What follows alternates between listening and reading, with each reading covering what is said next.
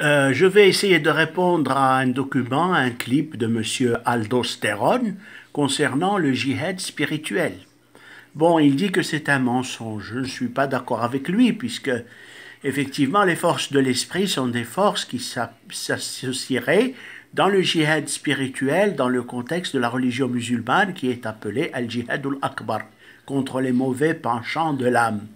L'âme est un phénomène ou une chose à ne jamais essayer de comprendre en islam, et le prophète est pertinent concernant la différenciation de l'esprit et de l'âme.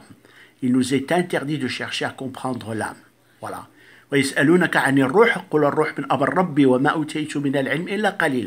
Concernant le djihad spirituel, il existe.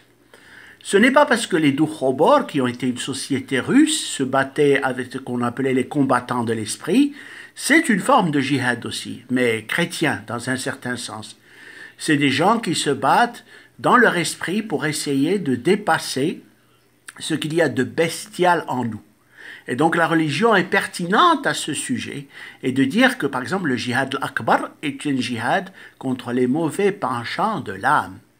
Feu Sa Majesté Mohammed V avait mis une pertinence à ce sujet en disant que effectivement, passer du petit djihad qui est la lutte armée vers le grand djihad qui est le djihad concernant l'âme de l'individu et ses relations avec la société où il vit est une notion fondamentale en islam.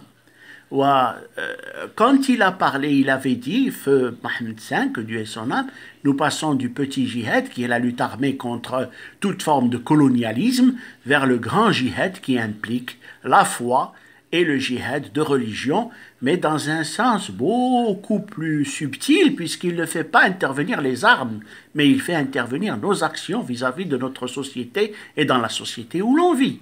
Donc, quand on dit que, par exemple, le djihad spirituel est un mensonge, je ne suis pas d'accord avec ce monsieur en disant que non, avec notre esprit, nous devons faire un djihad contre les mauvais penchants de notre âme, ne serait-ce que dans le cadre du Siam, mais attention, il est pertinent de dire que le Siam est interdit pour les personnes très malades et qui ont la présence d'un danger de mort, par exemple. Un médecin vous refusera de faire le Siam, c'est-à-dire de jeûner, pendant le Ramadan si vous pouvez présenter des dangers de perdre votre vie. Donc, dans le caractère yusra, dans le caractère gauche de notre religion, on trouve certains aspects qui facilitent la vie. Inna Allah yuridu bikumul yusra wa la yuridu bikumul usra. Attention, il faut bien faire la différenciation qu'en islam, le Seigneur Tout-Puissant, Allah, le Dieu du monothéisme, qui est notre Dieu aussi, explique aux musulmans qu'ils doivent se référer à leurs intentions propres. Et là, la notion de religion de masse est presque exclue. Elle devient une relation purement individuelle et de foi personnelle. Donc, si on dit à une personne, monsieur, je ne suis pas d'accord avec vous, de la discussion va jaillir la lumière, c'est sage, c'est une forme de sagesse. Il faut se raisonner et se dire, mon Dieu, j'ai fait une petite erreur en disant que le djihad spirituel est une erreur ou est faux. C'est pour d'autres personnes. Nous ne sommes pas les mêmes, et donc si on tient absolument à faire une forme de djihad de l'esprit, et qui concerne la société où l'on vit, le djihad de l'esprit permet de pardonner, et c'est une notion fondamentale dans les religions que de pardonner aux autres leurs erreurs, et de dire je vous pardonne, Dieu nous pardonnera un jour, parce que Dieu et tout ce qui représente Dieu dans le sens du monothéisme est d'abord le fait de pardonner. Il y a une fête absolument fantastique qui est le grand pardon dans les autres religions et qui signifie que Dieu va nous pardonner. Et c'est le seul être qui peut pardonner à un individu s'il a fait des fautes et s'il se repent sincèrement. Donc, ce que j'essaye d'exprimer ici, c'est qu'il y a beaucoup de choses concernant ce qui est vaste dans la culture de l'islam. Nous ne sommes pas tous informés sur la vie, sur ce qui a été dit au moment des hadiths du prophète, sallallahu alayhi wa sallam, Mohammed, et nous devons être pertinents à défendre une cause tant qu'elle peut être juste, même si elle nous apparaît absolument dite de gauche ou disons de caractère yusra ou de ce qui n'est pas vraiment un aspect de ce qui est demandé. Très souvent, les individus ont peur de ce qui est le terme gauche, ont peur de ce qui est lié de yusra, parce que dans le Coran, c'est stipulé que l'individu qui donne devant Dieu a de sa main droite gagne parce qu'il fait preuve de vraie foi.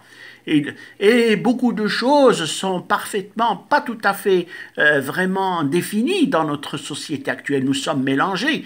Dans les sociétés musulmanes de l'Afrique du Nord, où il y a des ententes avec les religions juives et chrétiennes. Nous les acceptons parce qu'ils sont seulement des monothéistes et ils ne sont pas des polythéistes.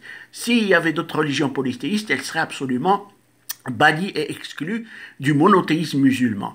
Donc, si nous avons à essayer de trouver une petite analyse dans le fait de religion, il faut se dire que la religion est avant tout un aspect, non pas de masse, mais d'abord, et je mets le doigt dessus, quelque chose qui nous est propre, qui est individuel. La foi interne n'appartient qu'à nous-mêmes. Nous pouvons expliquer que notre foi va s'étaler, va devenir quelque chose de beaucoup plus grandiose. Mais dans la vraie foi du musulman, elle le concerne lui et ses actions devant Dieu. Il rendra compte, lui, de son âme et de ses actions individuellement le jour du jugement.